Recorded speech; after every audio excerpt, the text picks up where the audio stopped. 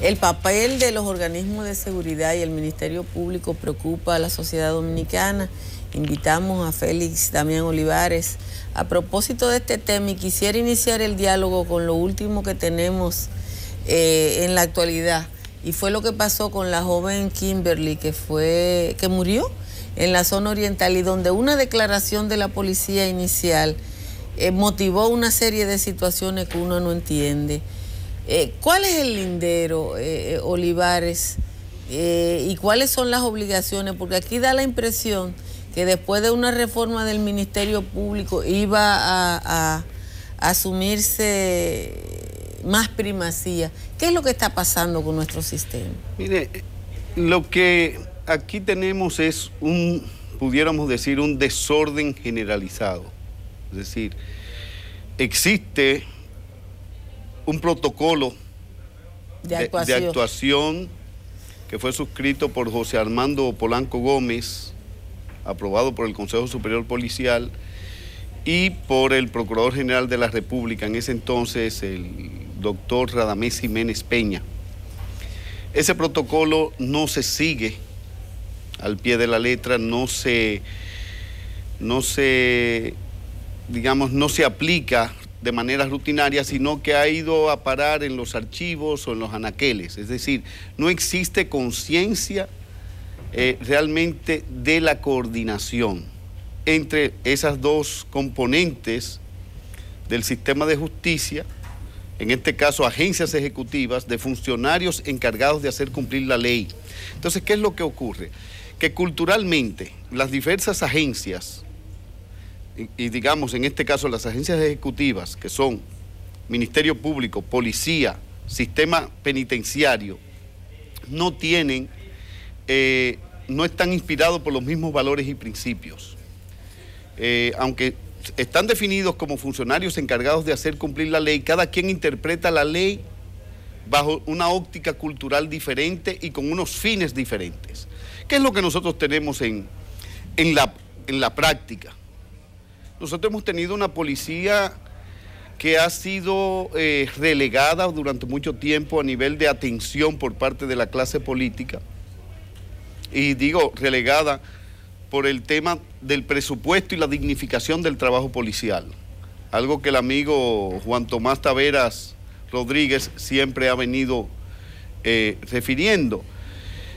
Y hay quienes confunden reforma policial con equipamiento. Los equipamientos para lo único que sirven es para obtener comisiones de compra. Bueno, aquí se aprobó una ley de reforma de la policía que nada más tuvo una conquista. ¿Cuál fue esa? Cambiarle al jefe de la policía el título de jefe por el de director. Después uno no ha visto absolutamente ningún cambio significativo. Eso es parte del tema, es decir, el que las leyes se convierten en letra muerta, tal como decíamos del protocolo de coordinación entre Ministerio Público y policía. De ahí en más, lo que pudiéramos decir que ese desorden generalizado que nosotros tenemos impide verificar qué es lo que es normal. Por ejemplo, cuando uno habla de seguridad en la vía pública, para referirnos a la seguridad vial, en República Dominicana, aunque la ley lo impone, usted ve que los motoristas no usan casco protector. O lo usan en la mano. O lo usan en la mano. Es más, lo primero que un motorista le quita al motor son los espejos retrovisores. Cuando usted viaja a otro país, usted ve la diferencia. Por ejemplo, hay países en donde se ha considerado como un factor de riesgo los motorizados y 2 personas en un vehículo, y no es que prohíban 2 personas en un vehículo, pero cada uno tiene que tener un casco y un chaleco rotulado. Pero la inseguridad, es decir, la falta de ese estado o situación de ejercicio de derechos que debe vivir la población, va más allá de lo que estamos hablando en concreto, porque entonces nos vamos a las medidas inmediatistas y concretas para controlar lo que se llama la delincuencia callejera. Pero uno se encuentra... Entonces quería plantear un punto. Es que nosotros aquí tenemos muchas inseguridades y vivimos en un sistema de emergencias. Me explico. Nosotros aquí tenemos las inseguridades de la vivienda, un 74% de los dominicanos viven, subsisten o sobreviven en una vivienda que no tiene las condiciones. Que no son dignas, en zonas vulnerables. Y nosotros nos preguntamos, ¿nos merecemos esto? ¿Merecemos que, habiendo el Estado Dominicano concentrado millones de kilómetros de terreno público, como eran los terrenos del CEA, que fueron desmantelados y fueron rifados en una piñata entre políticos, militares, empresarios, y tenemos más de 2 millones de viviendas en barrancas, a orilla de los ríos, en ciénegas, en lugares no aptos? Eso no debía ser. La desesperanza de los jóvenes y la angustia por la ocupación, cuando se habla, Taira Vargas nos habla de 700.000 jóvenes que ni estudian ni trabajan. El uso del tiempo libre. Aquí no hay políticas orientadas no a paliar, a solventar esas problemáticas, porque cuando usted construye menos vivienda o fomenta la construcción de menos vivienda de las que se necesitan, sí, para ir reduciendo el déficit, cuando el déficit habitacional va aumentando, cuando el hacinamiento, cuando la falta de oportunidades. Este fin de semana me decía un cartógrafo que si uno toma una foto aérea de cualquier ciudad dominicana, de hace 10 años y de ahora, se da cuenta que lo único que ha crecido es la marginalidad urbana. Y eso es correcto. Entonces, cuando yo, por ejemplo, veo al amigo Charlie Gonzalo Castillo, que le dice Charlie, el general García Tejada, es sobrino político de él, siempre me lo refería cuando era mi alumno, uno ve que aquí el espacio de dominio público de las carreteras no solamente es que no se hace cumplir. Usted ve que hay construcciones que la hacen encima de la carretera. Sí.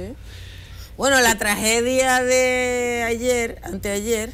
Sí, del domingo. Del domingo tuvo que ver con la distancia a la que está un establecimiento de la carretera. Correcto. Pero usted va en el área del cruce de Esperanza, de la carretera Duarte, sí, y usted ve que hay construcciones nuevas, porque ahí había una construcción vieja de hace muchos años que estaba ahí, pero hay construcciones nuevas que son hechas prácticamente encima de la carretera, paradores, casas, negocios, almacenes, pero no nos vayamos más lejos. Yo conozco por lo menos 20 escuelas que están construidas dentro de los márgenes que la ley prohíbe. Ahí usted va a Básima y usted va a ver que hay un liceo, una escuela que está construido encima del paseo, después de Villa Altagracia, cuando usted, sí, dobla en la curva que va a llegar a Básima. En Las Avispas, en Puerto Plata, usted va a ver una escuela encima de la carretera de Puerto Plata. Pero esas violaciones recurrentes de la norma, porque esas son violaciones de distintas normas, ¿cómo contribuyen a la violación de derechos del ciudadano? La seguridad es un derecho fundamental del ciudadano.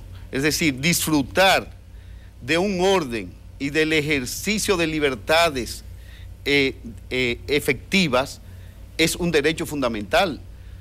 Es algo que va ligado a la calidad de vida y ese es un derecho fundamental. El vivir organizado, el vivir dentro de un estado de orden normalizado, es un derecho fundamental. ¿Cómo abordar el tema de una violación de ese derecho que es fundamental en un país donde hoy nosotros estamos viendo que un coronel que se llama Palavé va e insulta a una persona atendiendo a su condición de coronel? Pero cuando uno le escribe a Google coronel Palavé, el coronel Palavé sale violando la ley, insultando gente desde hace 15 años. Si uno escribe aquí en Google coronel Saturnino de la Cruz, a Saturnino de la Cruz lo están votando desde el 2004. Y lo votan en el 2004, en el 2006, en el 2009, en el 2010, en el 2011, en el 2014, y él sigue siendo coronel. Altagracia, yo les voy a dar un dato muy concreto. Hay un estudio que recién se acaba de concluir, realizado a instancias, digamos, de la misión de los Estados Unidos sobre el costo económico del sistema de justicia y seguridad en la República Dominicana, y lo que da cuenta ese estudio es que en términos reales, la inversión en justicia y seguridad hoy al 2017 es menos de la mitad de lo que se invertía en justicia y seguridad en el año 2000. Estamos hablando en términos relativos, es decir, de cada 100 pesos del presupuesto se invertía en Poder Judicial, Policía, Ministerio de Defensa y Ministerio Público, se invertía el equivalente a 15 pesos. Al día de hoy se invierten apenas 8 pesos de cada 100 pesos. Es decir, que en términos relativos y tomando precios reales y del poder adquisitivo, en la comparación de ese estudio, que es un estudio de Derecho y Economía, nos dice que hoy se está invirtiendo menos de la mitad de lo que se invertía en el año 2000 en materia de justicia y seguridad.